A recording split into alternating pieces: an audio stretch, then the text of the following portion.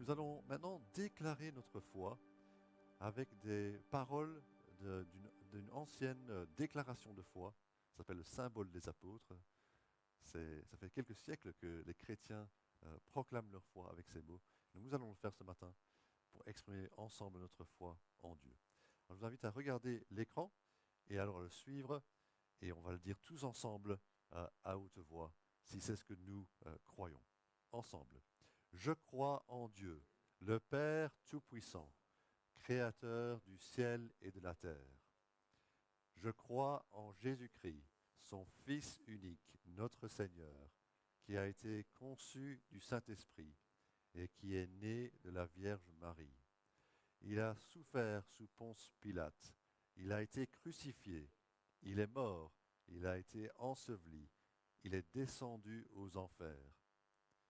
Le troisième jour, il est ressuscité des morts, il est monté au ciel, il s'est assis à la droite de Dieu le Père Tout-Puissant, et il viendra là pour juger les vivants et les morts.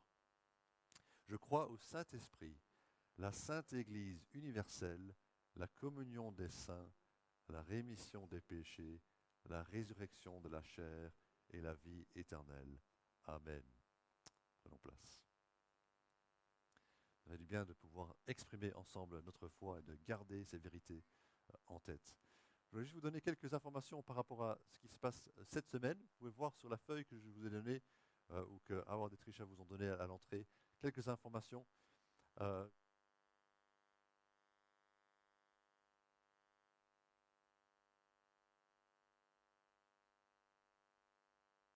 19h30 chez nous à Evere. Et donc si vous avez envie de venir, même si vous ne pouvez pas être là toutes les semaines, si vous pouvez venir ce jeudi, vous êtes le bienvenu. On aura un temps autour de la Bible, on aura un dessert ensemble, mais on aura aussi un temps autour de la Bible en discussion, et puis on priera les uns pour les autres. Donc venez chez nous si vous le pouvez à partir de ce jeudi soir. Aussi, la convention, c'est une réunion spéciale pour toutes nos églises évangéliques francophones à Bruxelles et en Wallonie. Et donc, si vous voulez appartenir à un plus grand groupe pour une journée, ça fait plaisir d'être avec des centaines de chrétiens belges plutôt que simplement entre nous ici le dimanche matin. Et il y a des activités pour les enfants et pour les ados, et il y a une garderie pour les tout petits, mais il y a aussi des réunions pour nous édifier, nous encourager dans notre foi. Donc rendez-vous à Charleroi le 11 novembre. C'est donc pas demain, mais lundi en 8.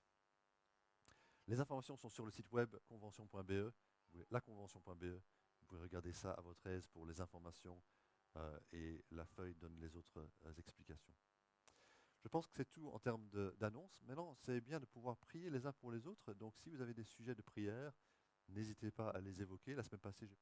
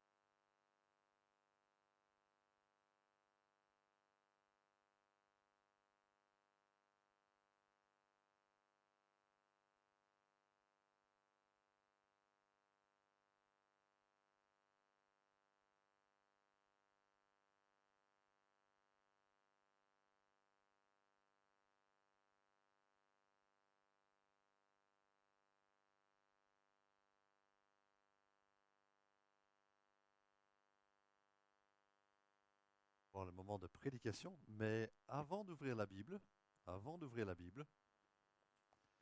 j'ai un petit défi pour vous. Je vous demande de ne pas regarder dans la Bible ou dans la Bible sur votre téléphone. Je ne vais pas vérifier, mais c'est pour vous demander de noter sur la petite feuille là les fruits de l'esprit. Alors il y en a 9, les fruits de l'esprit. On va parler aujourd'hui des fruits de l'esprit, les qualités que l'esprit produit en nous. Si vous n'en connaissez vraiment aucun, je peux vous dire que l'amour c'est d'accord, c'est un des 9. Mais c'est à vous de noter les autres. Vous pouvez toujours demander à votre voisin, votre voisine, si vous êtes bloqué, vous n'avez pas vraiment trop d'idées. Peut-être qu'il peut vous aider à trouver l'un ou l'autre qui manque. Mais sans regarder la Bible, essayez de noter, vous avez quelques secondes pour le faire, les 9 fruits de l'esprit.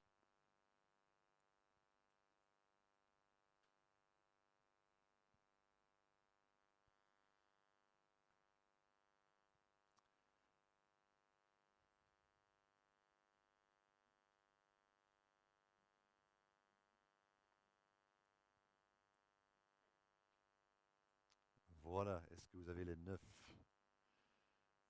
On va vérifier. Il y a d'autres choses, bien sûr, que le Saint-Esprit produit, mais je vais les dire et vous allez voir si vous les avez. Vous pouvez cocher si vous les avez. Le fruit de l'Esprit, c'est l'amour, la joie, la paix, la patience, la bonté, la bienveillance, la foi, la douceur, la maîtrise de soi.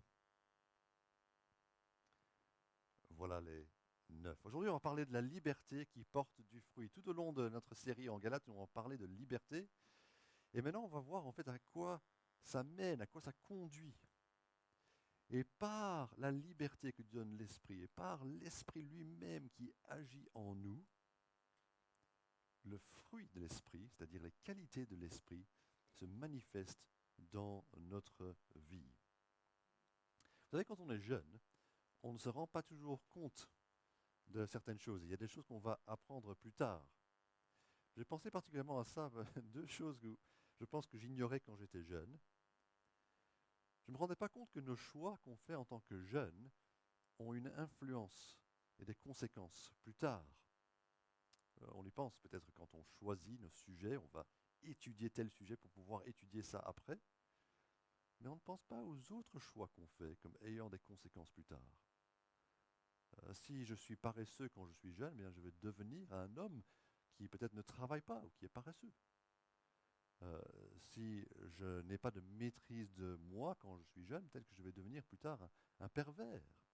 Il y a des conséquences plus tard. Si je commence déjà à maîtriser ma vie quand je suis jeune, à maîtriser mon corps et mon être, eh bien je deviendrai quelqu'un qui sera plus maître de lui quand il est adulte. Mais aussi, je pense qu'on ignore quand on est jeune qu'en fait, on se souvient très bien de beaucoup de choses de notre jeunesse plus tard dans la vie. Quand on est jeune, on pense que dans 10 ans, on aura tout oublié. Mais au contraire, on se souvient 20 ans, 30 ans parfois après, de conversations qu'on a eues, de personnes qu'on a rencontrées, de messages qu'on a entendus, de choses qu'on a dites ou faites dans notre jeunesse. Et je vais partager un souvenir avec vous. Je me souviens, c'était environ il y a 30 ans, un soir au groupe de jeunes. L'animatrice avait posé une question. Elle avait dit, est-ce que tu peux imaginer comment serait ta vie si tu n'avais pas le Seigneur? Si tu n'avais pas Dieu comme maître de ta vie, comment serait ta vie? Et je me souviens de ça parce que ce qui m'est venu à l'esprit ce soir-là, c'était la liberté. J'ai pensé, si je n'avais pas Dieu comme maître de ma vie, je serais libre. Parce que pour moi, à l'époque, le christianisme, c'était un peu une liste de règles, de choses que je ne pouvais pas faire. Je savais que je ne pouvais pas faire ça et ça et ça et ça. Et je me suis dit dans ma révolte ce soir-là, si Dieu n'était pas dans ma vie, je pourrais faire ce que je voudrais, je serais libre. En fait, je n'avais pas compris ce que c'était la vie chrétienne. Je n'avais pas compris qu'en fait, ça c'est de l'esclavage à lequel le péché nous conduit. Mais plutôt, je dois apprendre la vraie liberté que nous allons découvrir aujourd'hui, qui est cette liberté qui porte du fruit. Maintenant, vous pouvez ouvrir votre Bible, et je vous encourage à le faire. On va continuer notre lecture en Galates, chapitre 5, et nous allons lire les versets 13 à 26. Galates 5, 13 à 26. On est arrivé jusqu'au verset 12 la semaine passée. On reprend avec le verset 13. Frères et sœurs, c'est à la liberté que vous avez été appelés. Seulement ne faites pas de cette liberté un prétexte pour suivre les désirs de votre nature propre. Au contraire, soyez par amour serviteurs les uns des autres. En effet, toute la loi est accomplie dans cette seule parole. Tu aimeras ton prochain comme toi-même. Mais si vous vous mordez et vous dévorez les uns les autres, attention, vous finirez par vous détruire les uns les autres. Voici donc ce que je dis. Marchez par l'esprit, et vous n'accomplirez pas les désirs de votre nature propre. En effet, la nature humaine a des désirs contraires à ceux de l'esprit, et l'esprit a des désirs contraires à ceux de la nature humaine. Ils sont opposés entre eux, de sorte que vous ne pouvez pas faire ce que vous voudriez. Cependant, si vous êtes conduits par l'esprit, vous n'êtes pas sous la loi. Les œuvres de la nature humaine sont évidentes. Ce sont l'immoralité sexuelle, l'impureté, la débauche, l'idolâtrie, la magie, les haines, les querelles, les jalousies, les colères, les rivalités, les divisions, les sectes, l'envie, l'ivrognerie, les excès de table et des choses semblables. Je vous préviens, comme je l'ai déjà fait, ceux qui ont un tel comportement n'hériteront pas du royaume de Dieu. Mais le fruit de l'esprit, c'est l'amour, la joie, la paix, la patience, la bonté, la bienveillance, la foi, la douceur, la maîtrise de soi. Contre de telles attitudes, il n'y a pas de loi. Ceux qui appartiennent à Christ ont crucifié leur nature propre avec ses passions et ses désirs.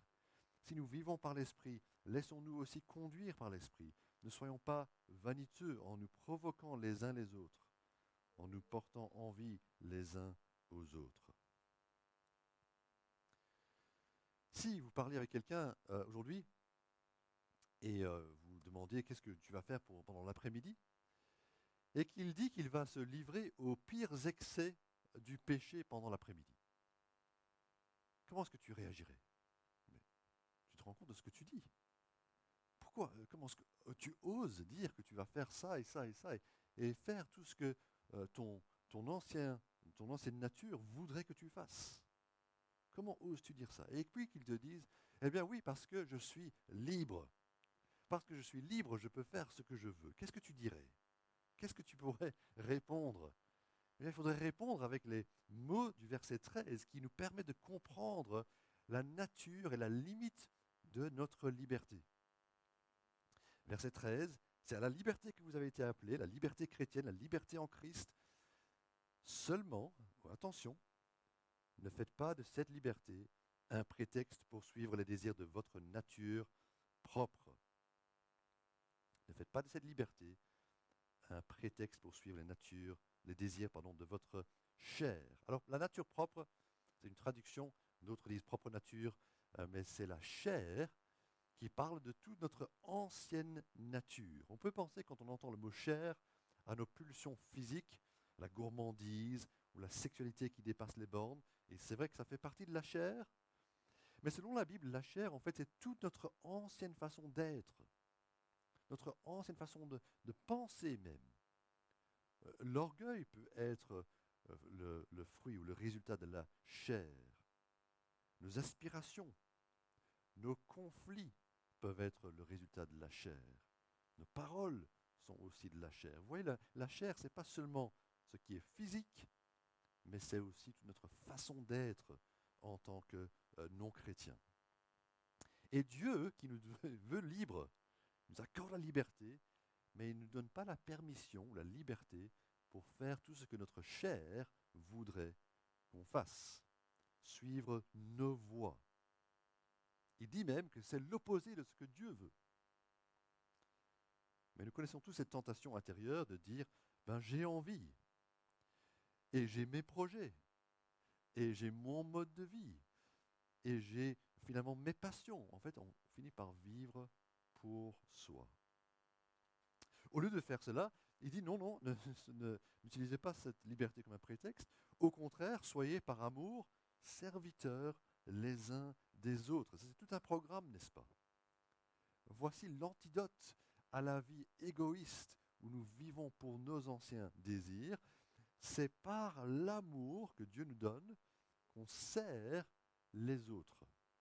On apprend à aimer.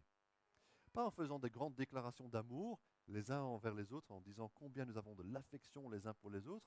C'est bien parfois de se le dire, mais c'est surtout par des œuvres où on montre qu'on est au service des autres. C'est plus précieux, plus utile que de grands discours, c'est le service. Quelqu'un qui va conduire une sœur à l'église, par exemple, parce qu'elle n'a pas de moyens de se déplacer. Ou quelqu'un qui fait le café. Ou quelqu'un qui s'occupe des enfants. Ou prépare sa table à la maison pour accueillir quelqu'un. C'est tout de façon de servir par amour pour les autres. C'est pas facile, mais on le fait lorsqu'on aime quelqu'un. Et ça plaît à Dieu, ça réjouit son cœur. L'amour, il va dire, est l'accomplissement de la loi. L'amour du prochain, qui est essentiel pour l'Église, c'est aussi le résumé de la loi qui concerne les relations humaines. Bien sûr, il y a la loi qui parle de notre relation à Dieu. Il faut aimer Dieu d'abord. Mais quand il dit c'est l'accomplissement de la loi, il dit cela au verset 14, tu aimeras ton prochain comme toi-même. Il pense à tous ces commandements qui concernent nos relations humaines. Donc par exemple, tu honoreras ton père et ta mère. Si tu les aimes, tu vas les respecter. Si tu aimes ton prochain, tu ne vas pas le tuer, tu ne vas pas le violer, tu ne vas pas commettre l'adultère, tu ne vas pas mentir à ton prochain, tu ne vas pas voler ses affaires. Tout ça est résumé par le fait d'aimer son prochain. Vous savez que les Galates étaient très soucieux de se conformer à la loi. La loi est mentionnée 3 fois ici dans cette courte section de la lettre. Mais Paul montre qu'en fait, on arrive plus loin que la loi. La loi nous dit il faut faire ça ou il ne faut pas faire ça. Mais plus loin que la loi, au-delà de la loi, pour accomplir la loi par l'esprit et le service de l'amour réciproque, lorsque nous servons les uns les autres à l'Église. Donc ce n'est pas seulement quelque chose d'intérieur où j'ai de l'amour pour les uns les autres, c'est quelque chose qui est exprimé lorsque nous sommes ensemble, lorsque nous servons chacun par ce qu'il apporte ou ce qu'elle apporte pour prendre soin des autres. Et lorsque nous nous rassemblons, nous pouvons venir avec 2 attentes opposées. Vous pouvez venir à l'église en disant, est-ce que je vais être bien servi? Est-ce que je vais être bien accueilli? Est-ce que quelqu'un va bien enseigner? Est-ce que quelqu'un va préparer le café pour moi? Ou alors on peut venir à l'église avec l'attitude, l'attente, est-ce que je peux servir? Est-ce que je peux trouver là dans cette communauté des gens que je peux aimer et servir? Et certainement, vous allez en trouver, parce que c'est la volonté de Dieu pour vous, que vous puissiez devenir serviteurs les uns des autres. Et moi aussi, que je sois votre serviteur. Mais après avoir fait cette introduction qui parle de l'amour, il va développer un petit peu plus l'opposition, parce que sinon ce serait facile. S'il n'y avait aucune opposition intérieure en nous, alors on ferait toujours ce que Dieu veut. Mais il y a un problème, c'est que l'esprit est opposé à la chair. Et que nous devons alors faire une sorte de lutte interne pour nous battre contre nos anciennes pulsions, nos anciennes passions. Il le dit d'ailleurs au verset 24, « Ceux qui appartiennent à Christ ont crucifié leur nature propre avec ses passions et ses désirs. » Ce n'est pas assez de simplement dire « Qu'est-ce qui te passionne? Qu'est-ce que tu désires ?» Ce n'est pas la bonne question. Parce que mon ancienne nature a ses passions et ses désirs, mais ce n'est pas ceux-là que je dois suivre.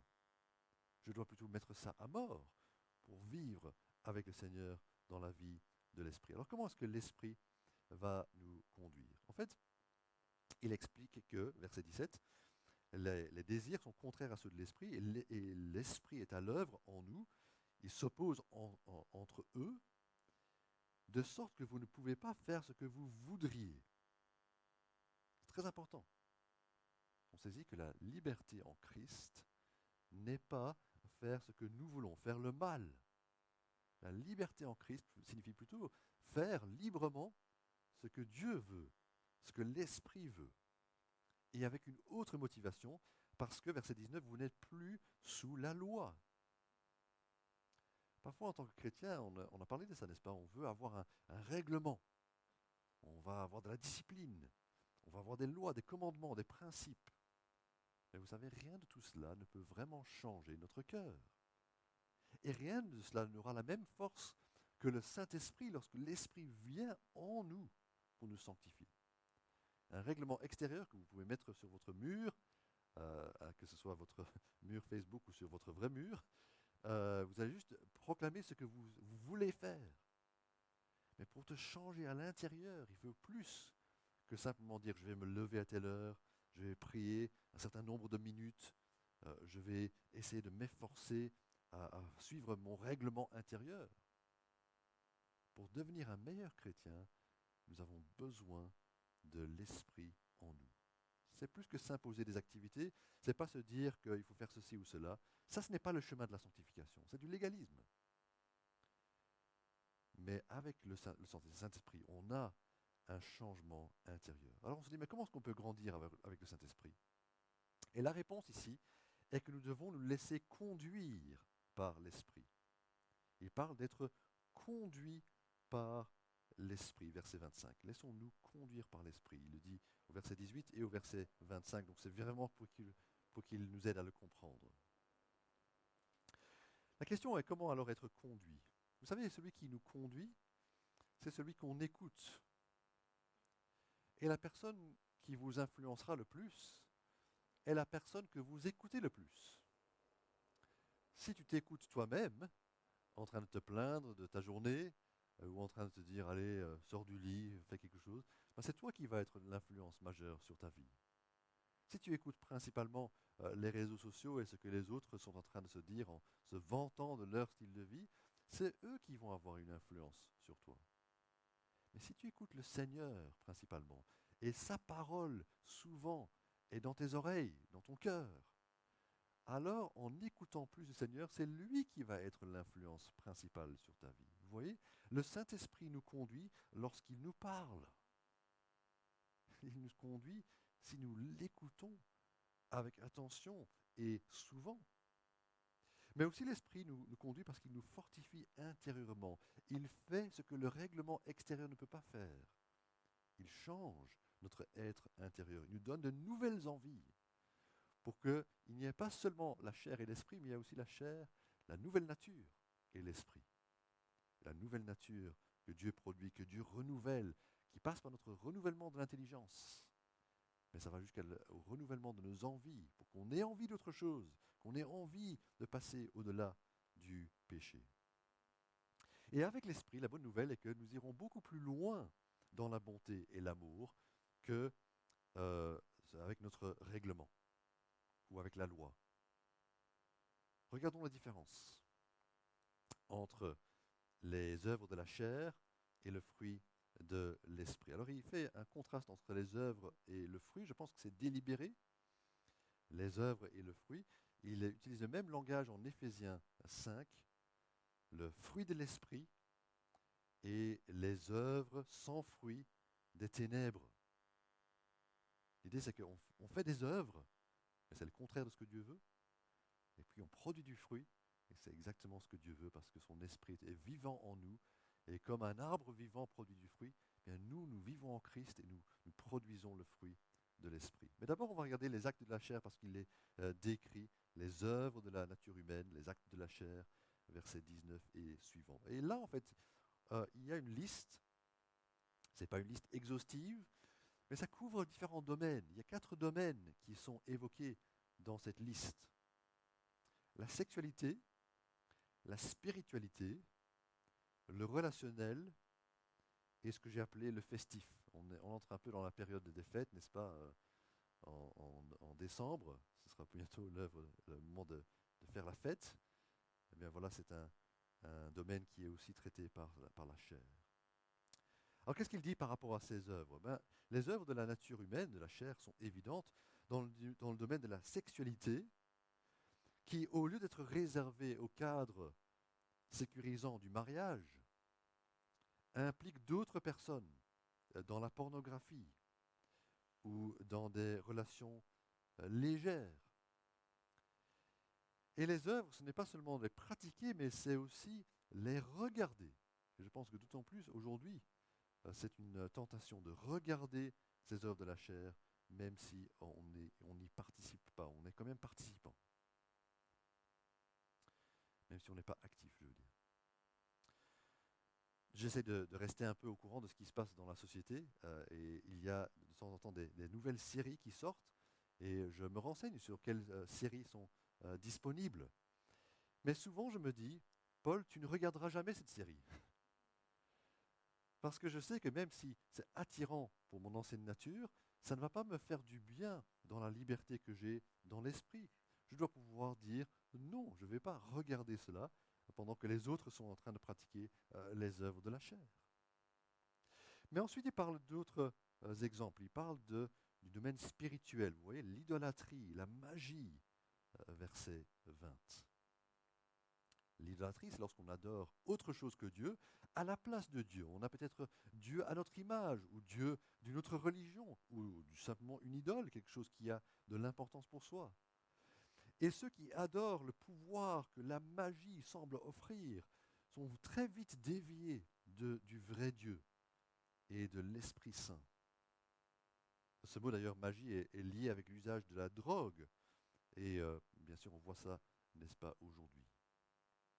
J'étais frappé en visitant une petite ville en Angleterre qui s'appelle Glastonbury. C'est une petite ville qui n'est pas en soi très intéressante, mais c'est le lieu d'un grand festival de musique chaque année. C'est un peu comme Tomorrowland, mais en plus grand en Angleterre. Et dans cette ville, quand il n'y a pas le festival, parce que la plupart de l'année, il n'y a pas le festival, on se promène dedans, on voit vraiment que c'est une ville touchée par la magie et l'occultisme. Ça se voit par les magasins, par les choses qui se trouvent au bord de la route, les décorations un peu de la ville. Et il y a des signes de magie partout. Et peut-être que c'est votre tentation, peut-être que c'est votre arrière-plan, est influencé par la magie. Vous voyez comment la chair est très variée dans ses œuvres. Mais c'est aussi quelque chose qui est interdit pour ceux qui appartiennent dans le royaume de Dieu. Puis il parle du relationnel. Il parle des jalousies, la haine, les querelles, les colères, les divisions. C'est la jalousie au quotidien, n'est-ce pas, dans certains milieux de travail. Je parlais avec une coiffeuse récemment qui disait que lorsqu'elle travaillait ensemble avec d'autres coiffeuses, l'ambiance était hostile. Parce que tout le monde disait du mal les unes des autres, derrière le dos des autres. Et elle disait qu'elle en avait marre, mais elle ne savait pas comment s'en sortir, à part évidemment travailler toute seule. Des relations où on se mord les uns les autres, verset 15. Le problème, là, c'est de la chair qui s'exprime, n'est-ce pas? Et si nous n'avons pas l'esprit, on n'aura pas de miséricorde pour les autres et pour leurs défauts de caractère. Et puis le quatrième domaine, c'est le domaine festif. Il parle de l'ivrognerie, verset 21, les excès de table et les choses semblables. Ces choses sont évidentes, dit-il, et c'est vrai qu'elles sont caractéristiques de la vie du Belge. Belge moyen vit avec des excès de table et de l'ivrognerie. En Europe et en Afrique, c'est pareil. Et nous serons très vite emportés par cela, par notre ancienne nature, mais aussi par notre entourage. Et donc, frères et sœurs, avec toute cette liste de choses qui sont les œuvres de la chair, je dois vous poser la question, est-ce que vous mettez des limites?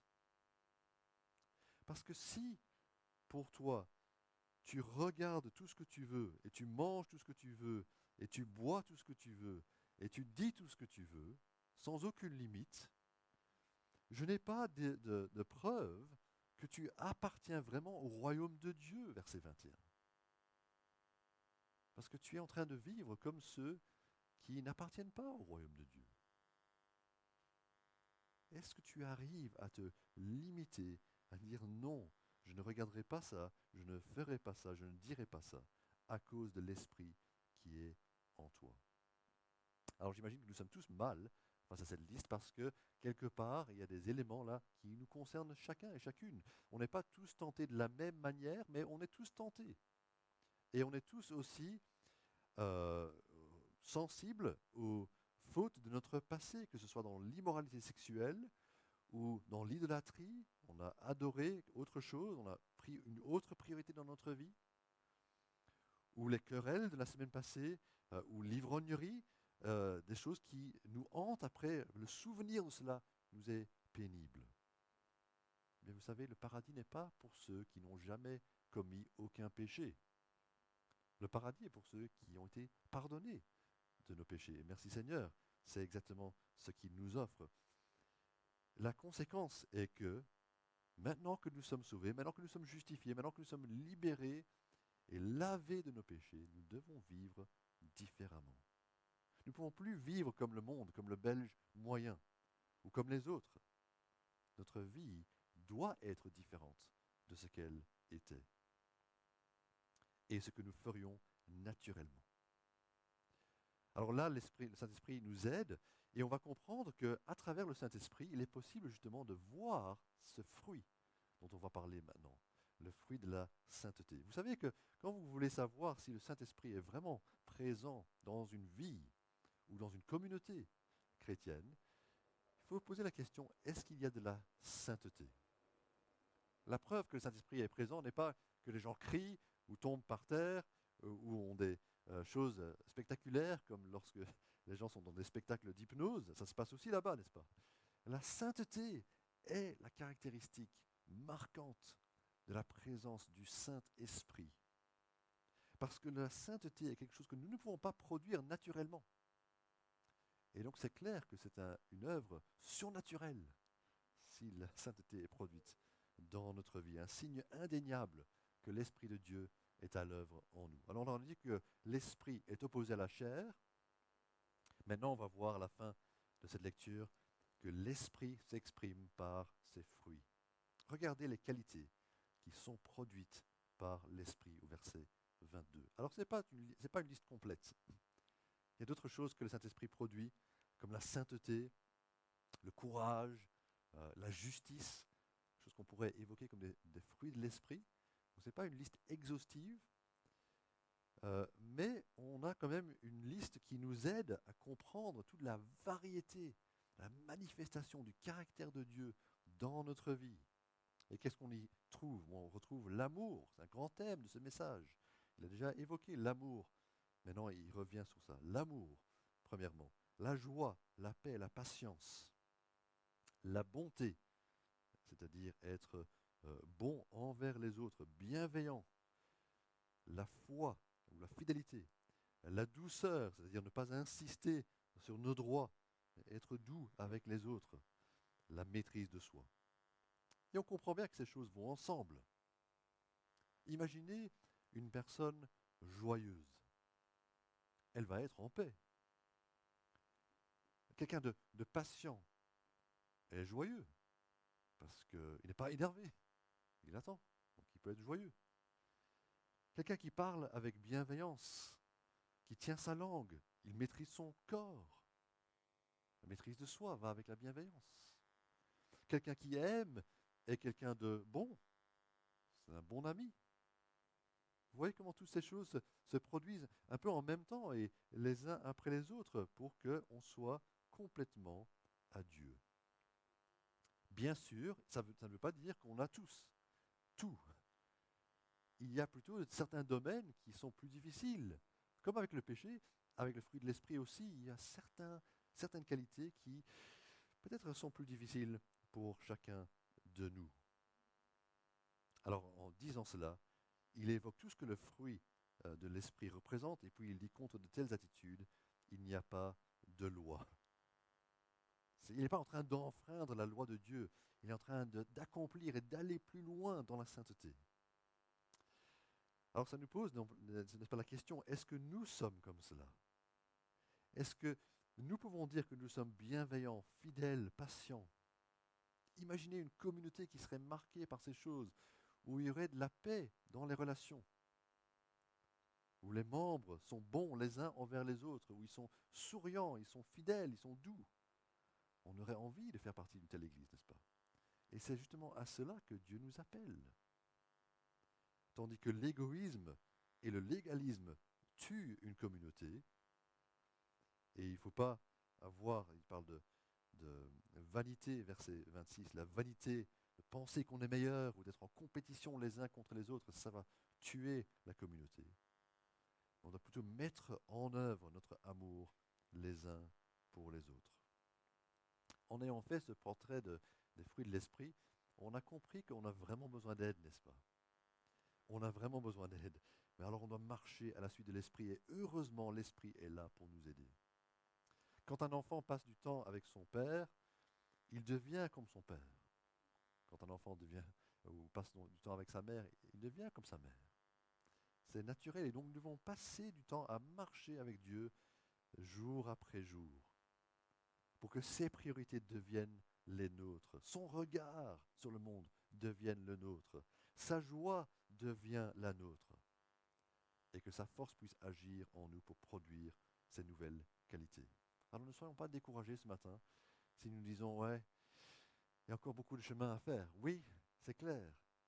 Nous avons encore à être sanctifiés, nous avons encore à être transformés. Mais je sais que c'est pénible à regarder, mais nous devons regarder honnêtement là où sont nos points faibles et pouvoir les travailler ensemble avec le Seigneur. Parce que nous avons reçu le pardon de Dieu et nous recevons sa grâce chaque jour, nous pouvons justement dire maintenant avec l'Esprit, je vais agir par sa force. Alors quand tu regardes cette liste des fruits de l'Esprit, il y a un fruit ou l'autre qui est manquant dans ta vie. C'est peut-être celui que tu as oublié quand tu as fait la liste tout à l'heure. On avait essayé de faire la liste ensemble. Peut-être que tu as oublié qu'il y a certaines qualités que Dieu veut voir dans ta vie. Alors sois spécifique dans tes prières. Je t'encourage à cibler le fruit que tu vois le moins dans ta vie et de prier pour ce sujet-là. Seigneur, donne-moi de porter du fruit, d'avoir de la bonté ou de la patience ou de la maîtrise de moi. Cible un de ces sujets et prie pendant plusieurs semaines par rapport à ça et Dieu exaucera ta prière et t'aidera à porter ce fruit pour lui. Mais surtout, soyons reconnaissants. Soyons reconnaissants parce qu'en fait, nous avons déjà reçu la liberté. Avec le pardon, nous avons reçu la liberté et nous avons reçu l'Esprit pour vivre la vie que Dieu nous demande de vivre.